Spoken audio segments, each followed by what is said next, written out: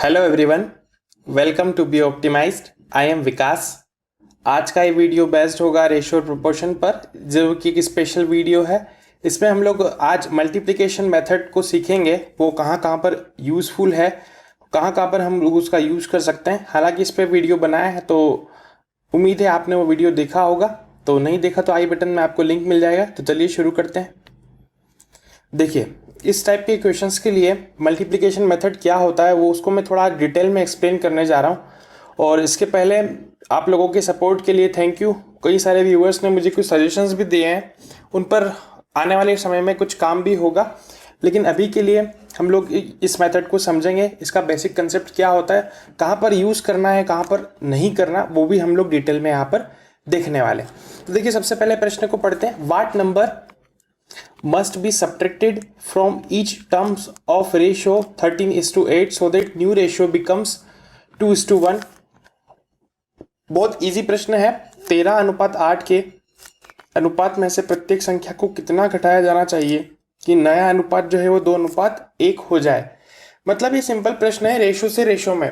तो इसको मैं 2-3 तरीके से बताने वाला हूँ, है ना। हम लोग 2 या 3 तरीके से इसको समझेंगे। और रेशियो मेथड मतलब क्रॉस मल्टीप्लिकेशन मेथड क्या होता है, कैसे अप्लाई करना होता है, वो सब हम लोग इससे सीखेंगे। तो चलिए समझते हैं इस प्रश्न को। देखिए, मान लीजिए हम लोग बेसिक से इसको कर रहे हैं। बेसिक से तो बेसिक से हम लोग क्या करेंगे कि लेट वो नंबर जो होगा उसको हम लोग x कंसीडर कर लेंगे।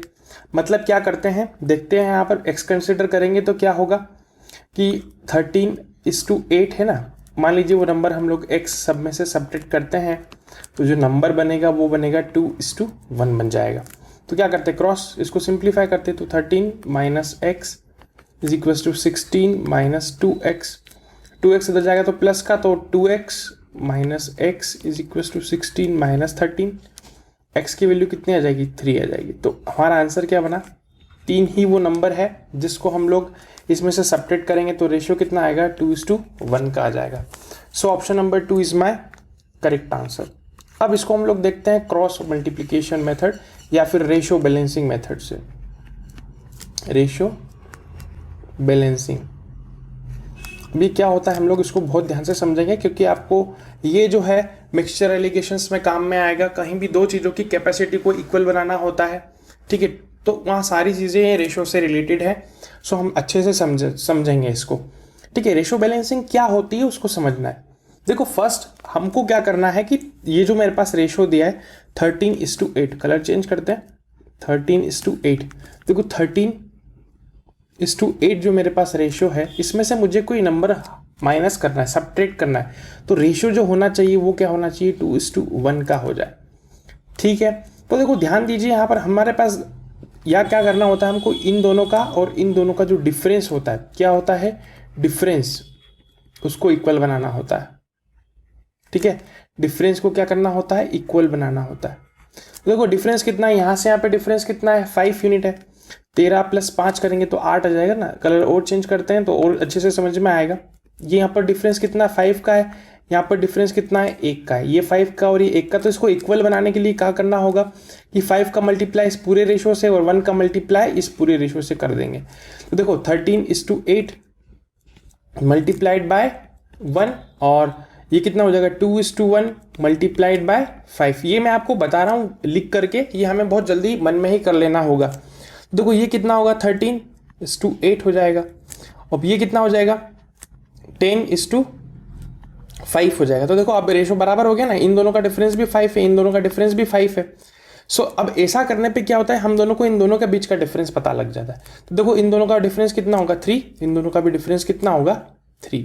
तो हम लोग कह सकते हैं कि वो जो नंबर हम लोगों को घटाना चाहिए कि रेशो 2:1 हो जाए। तो देखो 13:8 पहले भी था, में से उसने प्रश्न में जो पूछा उसको ध्यान से लैंग्वेज को पकड़िए आप।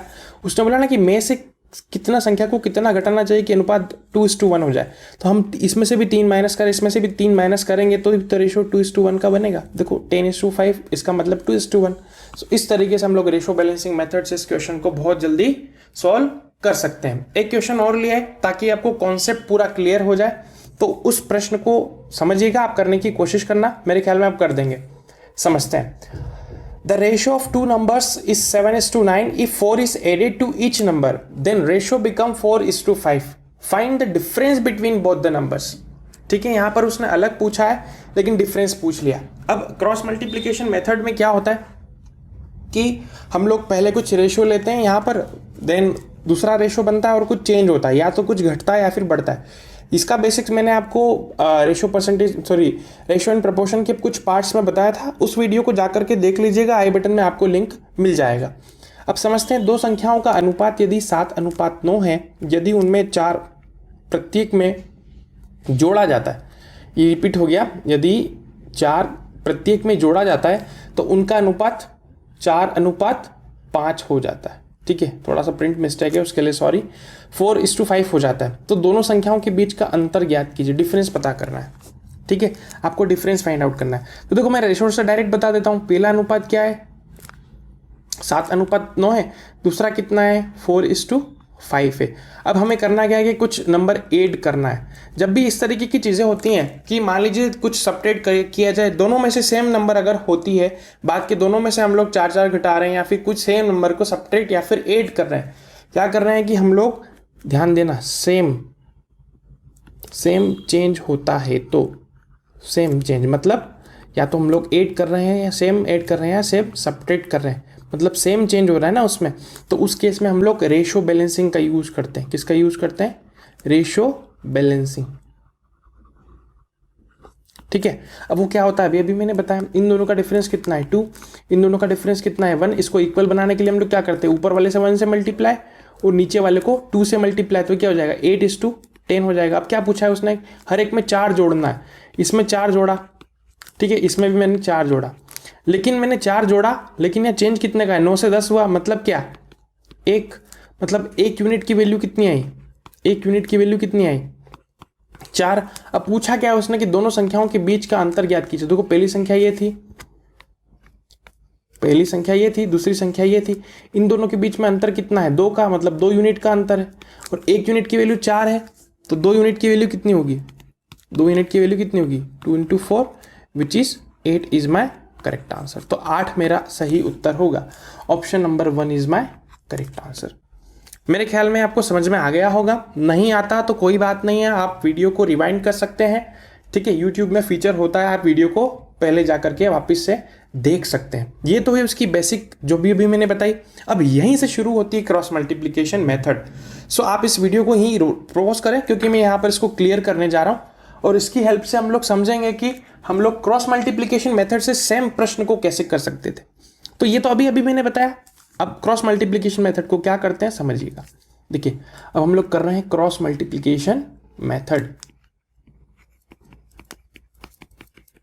Cross multiplication. ओके, तो देखो अब हम लोग क्या करते हैं. देखिए पहले रेशियो कितना था, 7:9. ठीक है, अभी रेशियो कितना हो गया, 4:5. थोड़ा सा प्रिंट मिस्टेक है, उसके लिए सॉरी. 4:5. अब क्या किया हमने, इसमें प्रत्येक में 4 जोड़ा ना, मतलब इस वाली क्वांटिटी में चेंज कितना आया 4, इसमें भी चेंज कितना आया 4. यहां पर हम लोग लिखते हैं चेंज का मतलब वो हम लोगों ने कुछ ऐड किया या सब्ट्रैक्ट किया, कोई कमी हो रही है, कोई वृद्धि हो रही है, उस तरीके से किसी का इनकम में कुछ एक्सपेंडिचर, इनकम बेस पर क्वेश्चन, इसी तरीके से बात होती है उन पे. तो देखते हैं अब इसको हम लोग सॉल्व कर देंगे क्रॉस मल्टीप्लिकेशन मेथड से. ठीक है, उसमें क्या हो रहा है, देखो क्रॉस मल्टीप्लिकेशन का मतलब क्या होता है, इसका मल्टीप्लाई इसमें, इसका मल्टीप्लाई इसमें, फिर इसका इसमें, फिर इन दोनों का इसमें कर देते हैं. अब जो ऊपर वाला नंबर होता है उसको हम लोग यूनिट कंसीडर करते हैं. तो देखो 7:5 और इन दोनों का डिफरेंस ले लिया जाता है 4 × 9. अब कितना होता है 35 और 36, तो 1 यूनिट. डिफरेंस किसके बराबर हो, 1 यूनिट है, और वो किसकी इक्विवेलेंट होगी, इन दोनों के मल्टीप्लिकेशन के डिफरेंस के बराबर. तो देखो 4 × 4 माइनस 4 × 5. सो ये कितना हो जाएगा, ये कितना हो जाएगा 16, ये कितना हो जाएगा 20. इन दोनों का डिफरेंस कितना है 4, तो 1 यूनिट की वैल्यू कितनी आ गई, 4 आ गई. अब पूछा क्या है 7:9, मतलब इन दोनों के बीच का डिफरेंस, तो 2 यूनिट का डिफरेंस है, तो 2 यूनिट का मतलब 2 यूनिट की वैल्यू कितनी हो जाएगी 8. अब ध्यान रखना, अब अगर वो शुरुआत नंबर टोटल पूछता तो हम लोग हमेशा ऊपर वाली क्वांटिटी ही निकाल सकते हैं, इस वाली क्वांटिटी को नहीं फाइंड आउट कर सकते हैं. ठीक है, इसके लिए आपको ध्यान देना होगा कि हमेशा ऊपर वाला वैल्यू ही हम लोग कैलकुलेट कर सकते हैं. ठीक है। सो इस तरीके से हम लोग बात करते हैं। अब इसी को हम लोग अगर बेसिक से सोच रहे होते, अगर इसी प्रश्नों को हम लोग बेसिक से सोच रहे होते तो कैसे सोचते हैं मैं वो भी बता देता हूँ। ठीक है, देखिए वीडियो लंबा हो सकता है, मेरा उद्देश्य आपको हर एक चीज़ को डिटेल में बारीकी से समझाना है। ठीक है, आप समझिएगा तब आप खुद ही अप्लाई कर पाएंगे और सोच पाएंगे। ठीक है, इसी प्रश्नों को हम लोग एक मेथड और है बेसिक, जिसको बिल्कुल बेसिक मेथड बोलते हैं, उससे समझेंगे। देखिए मैं इसको भी क्लियर कर देता हूँ। हम लोग समझते हैं इसको बेसिक अप्रोच से। क्या बोलता है वो, दो संख्याओं का अनुपात 7:9 है, तो जो 7:9 है उसमें से प्रत्येक में 4 जोड़ रहे हैं हम, तो ठीक है प्रत्येक में 4 जोड़ते हैं, तो जो रेशो है वो कितना हो जाता है, 4:5 हो जाता है। तो हमको जाहिर सी बात है यहाँ पर एक x मानना पड़ेगा। अब क्या करते हैं, वही तो करते हैं, 7x × 5 + 20 = 4 × 9x, ठीक है, +16। अभी वही तो किया था 35x, ठीक है, माइनस, या फिर आप इसको 35x + 20 = 36x + 16 ले लीजिए। यहाँ पर इसमें से माइनस करोगे तो x आ जाएगा और यहाँ पर माइनस करोगे तो 4 आएगा। तो x की वैल्यू कितनी आ गई, 4। वही तो अभी हमारी आई थी।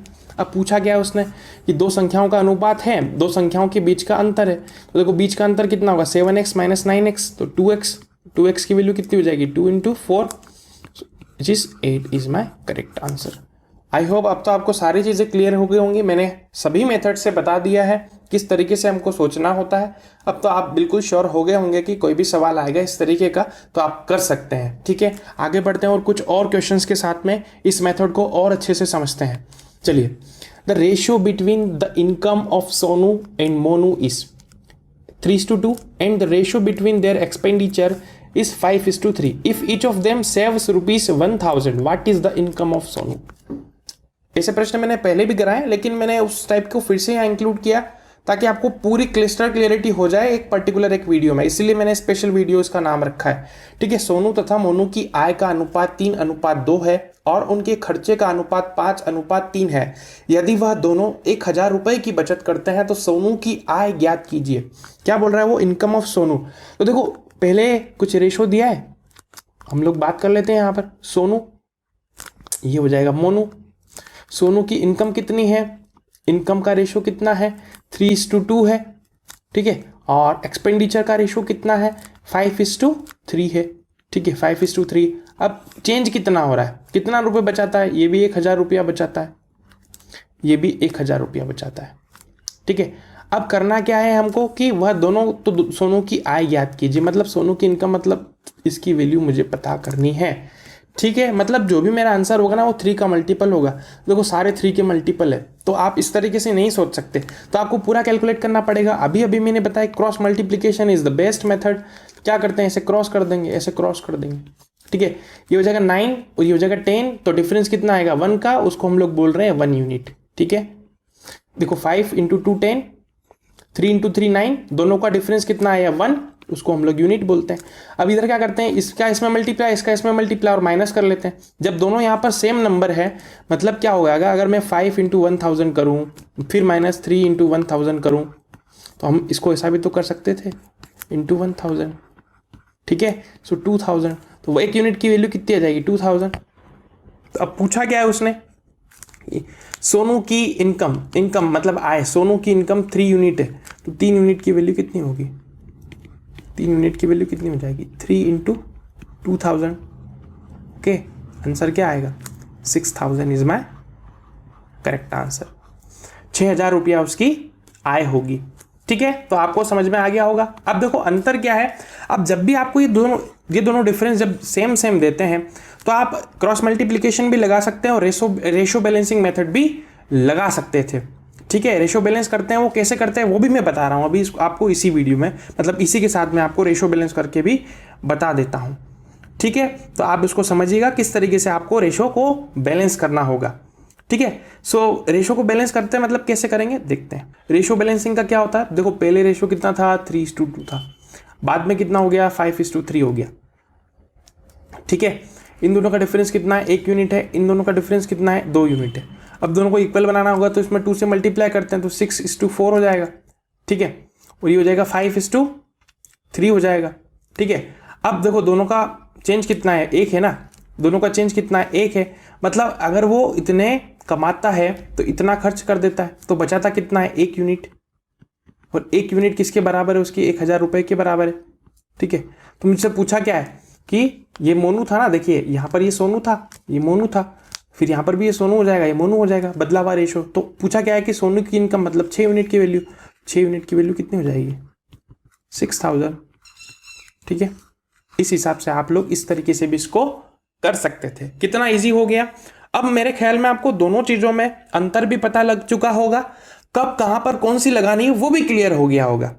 ठीक है, तो इससे रिलेटेड मिलता जुलता एक प्रश्न और लेते हैं, और अब आप उसको कोशिश करना कि जल्दी से जल्दी बना पाए।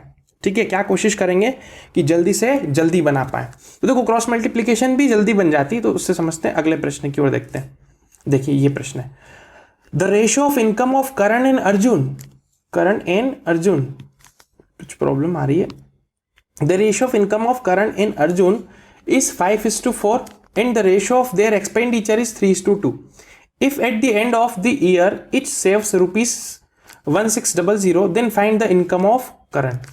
करण तथा अर्जुन की आय का अनुपात 5:4 है। यदि उनके खर्चे का अनुपात 3:2 है तो वर्ष के अंत में दोनों 1600 रुपए की बचत करते हैं, दोनों बचाते हैं सेम अमाउंट।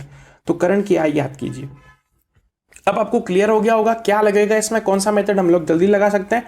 या तो आप रेशो को बैलेंस करें या फिर क्रॉस मल्टीप्लिकेशन करें। देखो क्रॉस मल्टीप्लिकेशन बहुत जल्दी हो जाता है, अगर बड़े नंबर होते हैं तब प्रॉब्लम आती, बट यहाँ पर हमारे पास बहुत जल्दी हो जाएगा। तो देखिए पहले था 5:4, देन हो गया 3:2, दोनों में चेंज कितना आया, इसने भी 1600 का चेंज किया मतलब बचाया, इसने भी 1600 बचाया। ठीक है, क्रॉस मल्टीप्लिकेशन कर देते हैं, ये कितना हो जाएगा 12 और 12, देखो ये हो जाएगा 10 और ये हो जाएगा 12, तो डिफरेंस कितना है 2 यूनिट का, वो किसके इक्विवेलेंट है, इसके और इसके डिफरेंस के। तो 3 - 2 कितना होता है 1, 1 × 6 मतलब, तो 1 यूनिट की वैल्यू कितनी आई 800। ठीक है, अब जो पूछिए वो बता दीजिए। तो करण की आय याद कीजिए, तो देखो करण, ये करण था, ये था अर्जुन, करण की आय कितनी थी 5 यूनिट, तो 5 यूनिट की वैल्यू कितनी होगी, कितनी हो जाएगी, 1 यूनिट की वैल्यू 800, तो 5 यूनिट की value 4000। 4000 is my correct answer. Option number 4 is the correct answer. Okay, अब तो आपको क्लियर हो गया होगा, मैंने सिमिलर एग्जांपल भी रखे हैं आप लोगों के लिए ताकि आपको सारी चीजें क्लियर हो जाए। आगे बढ़ते हैं, अगले प्रश्न को समझेंगे। P and Q earn in the ratio of 2:1, they spend in the ratio of 5:3, the save in the ratio and save in the ratio is 4:1. Find the monthly income of each if the total monthly saving of both P and Q together is 5000. Okay, देखो क्या बोलता है वो, ध्यान देना समझना। अब वो बोलता क्या है, उसने 3 चीजें दी हैं, इस तरीके का क्वेश्चन पहले नहीं हुआ। ठीक है, तो यहां आप समझिएगा, P तथा Q का अनुपात 2:1 है, उनके खर्चे का अनुपात, सॉरी ये आय का अनुपात है ना, P तथा Q की आय का अनुपात, इनकम है, अर्न मतलब आय, 2:1 है, तथा उनके खर्चे का अनुपात 5:3 है, तथा बचत का अनुपात कितना 4:1 है। तो उनकी मासिक आय ज्ञात कीजिए यदि उन दोनों की कुल मासिक बचत कितनी है 5000 रुपया है। ठीक है, तो उसने बताया क्या कि उसने जो सेविंग है वो टोटल दे दी है ना, मंथली सेविंग दी और मंथली इनकम पूछ रहा है वो। ठीक है, सो सारी चीजें मंथली दी तो कैंसल आउट हो जाएगी सारी चीजें, तो समझेंगे हम लोग। कितने लोग हैं आइडेंटिफाई कर लेते हैं। सबसे पहले P एंड Q, 2 पर्सन्स हैं। ठीक है, इन दोनों की इनकम कितनी है, इनकम कितनी है देखो 2:1 के रेशो में। ओके, अब उनके खर्चे का अनुपात कितना, मतलब एक्सपेंडिचर का रेशो कितना है 5:3 है। अब बचत का अनुपात कितना है, मतलब सेविंग। अब आप मुझे बोलेंगे कि इनकम माइनस एक्सपेंड, अगर आपको सेविंग निकालनी है तो 2 - 5 करेंगे तो माइनस का 3 आएगा, इस तरीके से तो सेविंग नहीं आ पाएगी। तो हम लोग क्या करते हैं, सेविंग को एक नंबर मान लेते हैं, इसके अंदर रेशो कितना होना चाहिए 4:1 का रेशो होना चाहिए। ठीक है, अगर मैं इसको 4000 मान लूँ, इसको 1000 मान लूँ, तो भी तो रेशो वही आएगा। ठीक है, अब मैं क्या करूँगा कि मैं एक यूनिट की वैल्यू निकाल लूँगा और जो उसने पूछा है हम लोग उसको कैलकुलेट कर देंगे। देखो उन दोनों की कुल मासिक बचत कितनी है 5000 रुपया है, सबसे बड़ी बात उसने यही दे दी। ठीक है, तो इसका मतलब क्या हो जाएगा, 5 की वैल्यू कितनी 5000, तो 1 यूनिट की वैल्यू कितनी हो जाएगी 1000। आप इसको इस तरीके से भी सोच सकते थे। ठीक है, मतलब बचत का अनुपात कितना है, 5000 है, और बचत किसके रेशियो में, 4:1 उसकी सेविंग है, और टोटल सेविंग कितनी दी है, 5000। तो 5 यूनिट की वैल्यू कितनी हो जाएगी, 5000। 1 यूनिट की वैल्यू कितनी हो जाएगी, 1000। तो 1 यूनिट की वैल्यू यहाँ पर इसीलिए मैंने 1000 कंसिडर की, 4 की 4000 कंसिडर करी। अब क्या करते हैं, अब तो क्रॉस मल्टीप्लीकेशन कर देते हैं। चलिए करते हैं जल्दी से इसको, ठीक है। 6 - 5 तो 1 यूनिट, ओके। ये कितना हो जाएगा, 5000 - 12000, ठीक है। 5000 - 12000, ध्यान देना। 12000 - 5000 होगा। मैं इसको थोड़ा लिख देता हूँ, देखिए 5000 12000 - 5000, तो 1 यूनिट की वैल्यू कितनी आ रही है, 1 यूनिट की वैल्यू आ रही है ना कितनी, 7000। अब जो पूछा है बता दीजिए। तो उनकी मासिक आय ज्ञात कीजिए। तो देखो हर एक की ज्ञात करना है आपको। तो मासिक आय मतलब इनकम, पी की इनकम कितनी थी, 2 यूनिट, क्योंकि थी 1 यूनिट, इसका डबल यूनिट कितना होगा, तो पी को कितना का मिलेगा, 7000 × 2, और क्यू को कितना मिलेगा, 7000 × 1। ये किसके बराबर है, 14000 रुपया। ये किसके बराबर है, 7000 रुपया, ओके। ये दोनों मेरे आंसर हो जाएंगे। तो देखो 14000 और 7000, option number 2 is my correct answer. I hope आप समझ पाए होंगे इस प्रश्न को। आगे बढ़ते हैं और कुछ और प्रश्न को समझेंगे। चलिए अगले प्रश्न को समझते हैं। The ratio of income of Mohan and Sohan is 8:5. The ratio of their expenditure is 3:2. If Mohan saves ₹3000, Sohan saves ₹1500, then find the expenditure of both. Hindi में समझते हैं। मोहन तथा सोहन की आय का अनुपात 8:5 है तथा खर्च का अनुपात 3:2 है। यदि मोहन 3000 रुपया तथा सोहन 1500 रुपया बचत कर लेता है तो दोनों का खर्चा ज्ञात कीजिए, ठीक है। एक्सपेंडिचर पूछ रहा है वो, तो बहुत ईजी, अभी जैसा किया था वैसा के वैसा ही क्वेश्चन है, ठीक है। चलिए इस प्रश्न को समझते हैं। आपको क्लियर हो गया होगा अब तक, तो समझेंगे इसमें कितने पर्सन है। देखिए मोहन है और सोहन है, 2 लोग हैं। इनका इनकम का रेशियो कितना है, 8:5 है। एक्सपेंडिचर का रेशियो कितना है, एक्सपेंडिचर कितना करते हैं वो, 3:2 के रेशियो में करते हैं। और सेविंग मतलब सेविंग बचत कितने की करते हैं, 3000 रुपया और 1500 रुपये, ठीक है। अब क्या बताया मैंने, क्रॉस मल्टीप्लिकेशन लगा दीजिए इस तरीके से। क्या होता है अभी आपको सिखा दिया है, तो जल्दी से करते हैं इसको। देखिए 16 और 15 मतलब कितना, 1 यूनिट। 1 यूनिट की वैल्यू कितनी हो जाएगी, ये होता है 4500 और ये होता है 6000। 60 - 45 विल बी 15, तो 15, ठीक है, 00। 1 यूनिट की वैल्यू कितनी आ गई, 1500। अब उसने पूछा क्या है कि आपको एक्सपेंडिचर बताना है ना, दोनों का खर्चा बताना है। तो आप बोलेंगे कि सर 3 यूनिट की वैल्यू आप मल्टीप्लाई कर दीजिए 15 से, जो कि गलत हो जाएगी, ठीक है, वो जो कि गलत हो जाएगी। मैंने पहले आपको बताया था क्रॉस मल्टीप्लिकेशन मेथड में हमेशा हम लोग ऊपर वाली वैल्यू को ही निकाल सकते हैं, दूसरी वैल्यू को हम लोग नहीं आइडेंटिफाई कर सकते। तो सबसे पहले इनकम निकालना पड़ेगी, सेविंग है इसे ही, तो फिर हम लोग उसका एक्सपेंडिचर मतलब खर्चा बता देंगे, ठीक है। तो देखो हम लोग बात करते हैं income of Mohan. Income of Mohan, तो मोहन की इनकम कितनी है, 12 यूनिट, तो 12 × 1500, सॉरी 8 यूनिट है, मिस्टेक हो गया, जो कि कितना होता है 12000,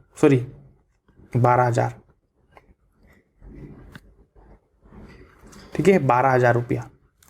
अब इसी तरीके से मोहन का इनकम कितना है, 12000, और सेविंग दी हुई, देखो सेविंग तो उसने प्रश्न में ही दी थी। सेविंग कितनी होती है, सेविंग दी हो ना उसने, 3000 रुपया वो सेव कर लेता है। तो खर्च कितना किया, कितना किया, एक्सपेंडिचर क्या होगा, एक्सपेंडिचर इसमें से हटा लेंगे तो कितना हो जाएगा, 9000, ठीक है। सो 9000 रुपया उसने सेव किया। अब इसी तरीके से क्या करते हैं हम लोग, इनकम ऑफ सोहन का इनकम निकाल लेते हैं। कितना हो जाएगा, 5 यूनिट × 15 मतलब 1500 रुपया, कितना होता है 7500 रुपया होगा कि नहीं, ठीक है, 7500 रुपया उसकी इनकम उसने कमाए। खर्च कितना किया, सॉरी सेविंग कितना किया, सेविंग उसने किए थे ना 1500 रुपये सेविंग किए। देखो सेविंग कितने किए, 1500 रुपये सेविंग किए। तो खर्चा कितना किया होगा, माइनस कर लेते हैं, ठीक है। तो 6000 रुपया उसने क्या किया, खर्चा कर दिया। तो देखो expenditure of Mohan and Sohan, तो 9000 और 6000, option number 1 is my correct answer. इस तरीके से आप जल्दी से क्रॉस मल्टीप्लिकेशन की मेथड की हेल्प से विद इन सेकेंड्स इसको कैलकुलेट कर सकते थे। मुझे आपको समझाने में टाइम लगता है, तो इसलिए आपको लग रहा होगा कि ये टाइम टेकिंग है, बट लेकिन ऐसा नहीं है, ये बहुत जल्दी आप लोग कर सकते हैं। आगे बढ़ते हैं अगले प्रश्न की ओर, समझेंगे नए concepts. The ratio of income of two persons X and Y is 7:4 in the ratio of their, ठीक है, in the ratio of their expenditure is 2:1 if first person save rupees 7,500 while second person saves rupees 5,000, then find the difference between income of both persons। उसकी income में difference पूछा है उसने, ध्यान देना। तो अभी अभी मैंने बहुत सारे प्रश्न करा दिए हैं, तो समझते हैं इसको। दो व्यक्ति एक्स तथा वाई की आय का अनुपात 7:4 है तथा खर्चे का अनुपात 2:1 है। यदि पहला व्यक्ति 7500 रुपया, दूसरा 5000 रुपये की बचत करता, सेविंग करता है, तो उनकी आय में डिफरेंस याद कीजिए। देखो कितने परसेंट हैं, अब मैं इसको थोड़ा फास्ट बताऊंगा। इनकम का रेशियो कितना है 7:4, एक्सपेंडिचर का रेशियो कितना है 2:1, सेविंग का क्या दिया उसने, पहला 7500 रुपया, दूसरा 5000 रुपया, ठीक है। क्या करते हैं क्रॉस मल्टीप्लिकेशन, ये 8 हो जाएगा, 7 हो जाएगा, मतलब 1 unit.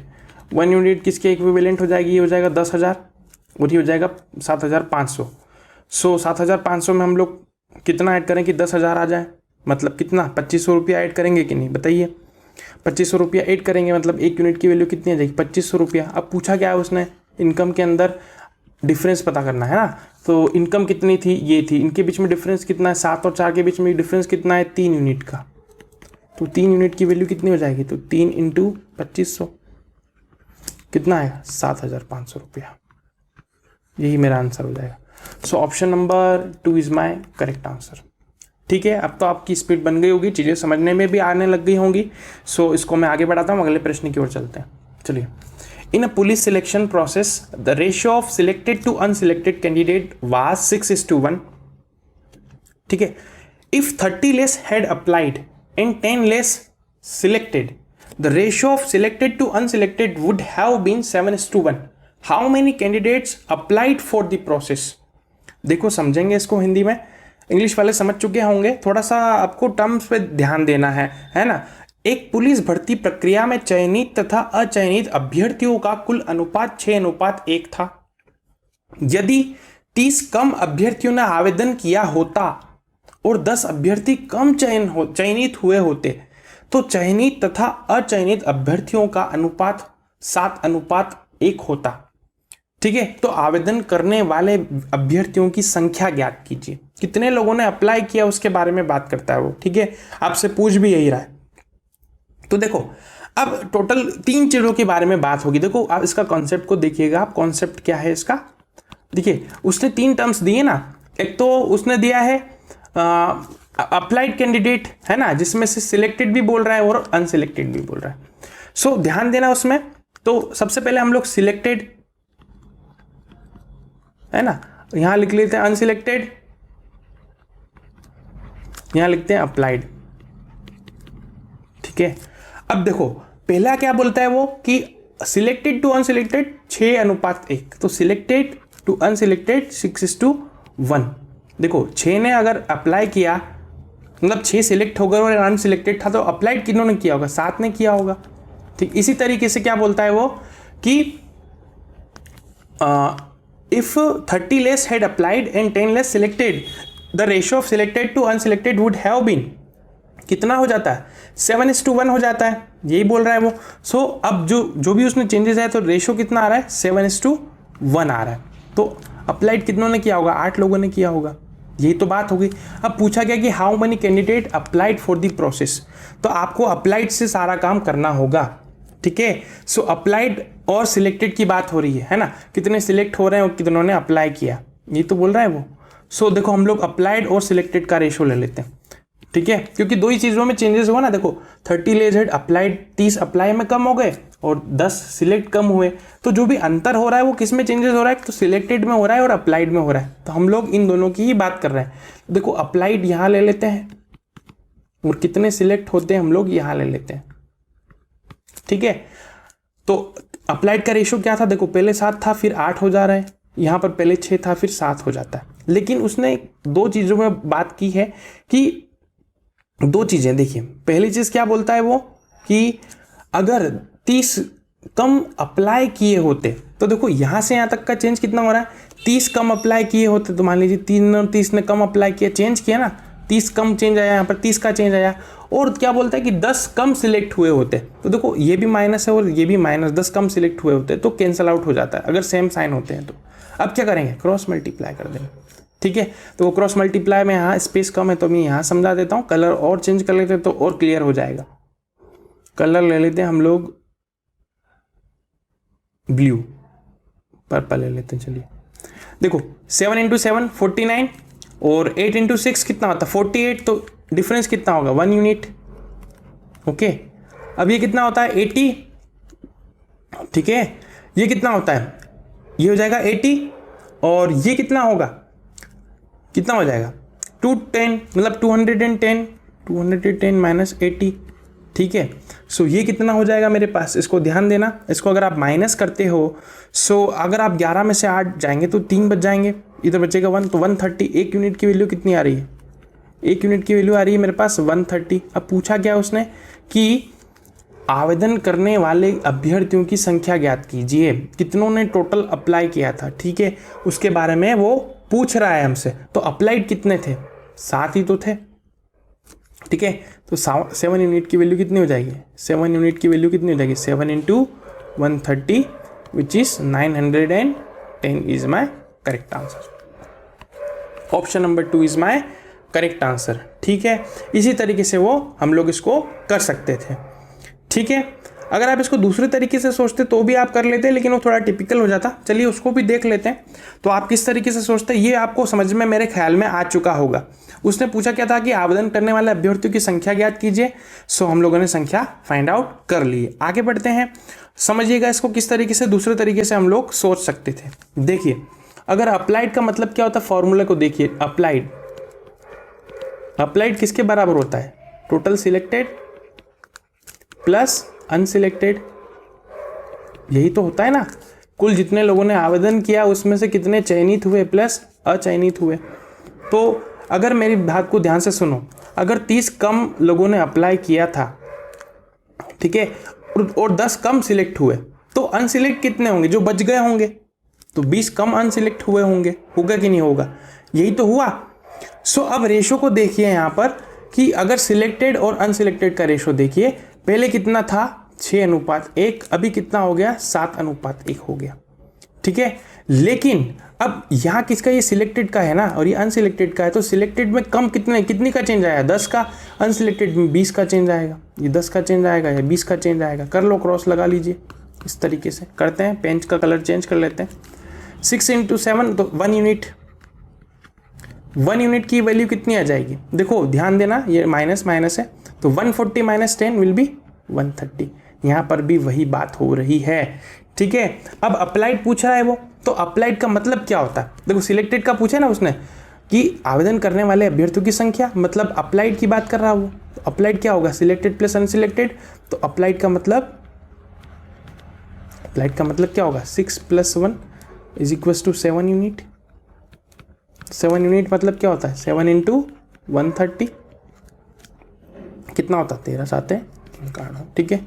910 is my correct answer. इस तरीके से भी आप सोच सकते थे। तो आपको दोनों चीज़ें समझ में आई होगी, किस तरीके से आपको सोचना है, कैसे प्रश्न को अंडरस्टैंडिंग डेवलप करनी होगी। कब आप ये डिसाइड करेंगे कि हम लोग रेशो मेथड, या फिर कब ये डिसाइड करेंगे कि आप क्रॉस मल्टीप्लिकेशन लगाएं, ये भी आपको क्लियर हो गया होगा। सो इसकी हेल्प से आप बहुत सारे क्वेश्चंस को बहुत जल्दी बना सकते हैं। सो आई होप आपको ये समझ में आया होगा। आपको वीडियो कैसा लगता है प्लीज़ कमेंट सेक्शंस में मुझे बताएं। आगे आने वाले टॉपिक्स पे भी मैं आपको सजेशंस मांगता हूं, आप मुझे कमेंट सेक्शन में ज़रूर बताएं। मेरा एक फेसबुक ग्रुप है और टेलीग्राम चैनल भी है, जहां पर आपको स्टडी रिलेटेड मटेरियल फ्री में अवेलेबल हो जाएगा, वहां से आप जाकर के डाउनलोड कर सकते हैं। इन सबका लिंक आपको वीडियो के डिस्क्रिप्शन बॉक्स में मिल जाएगा, तो आप जाकर के वहां से जुड़ सकते हैं। तो प्लीज़ एक लाइक और शेयर, सब्सक्राइब जरूर कीजिएगा चैनल को, ठीक है। So thank you so much for watching my video.